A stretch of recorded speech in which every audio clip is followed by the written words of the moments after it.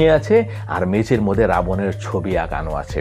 10 মাথা, সেখানে মাতা সীতা মাথা দিয়ে শুয়ে আছে তারই পাশে।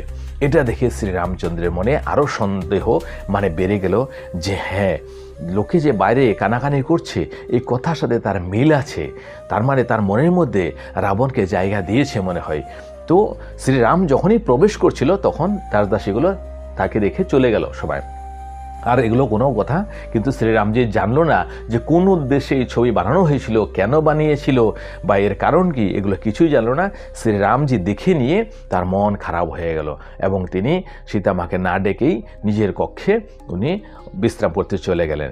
এবং তারপরেই শ্রীরামজি মনের মধ্যে সিদ্ধান্ত নেন যে বাইরে যে লোকগুলো কানাকানি করছে এবং এই যে ঘটনা দেখছি এতে বেশ মিল আছে, অর্থাৎ আমি সীতার সাথে আর থাকতে পারবো না, যেহেতু তার হৃদয়ের মধ্যে স্থান দিয়ে দিয়েছে। না হলে এরকম ঘরের মধ্যে রাবণের ছবি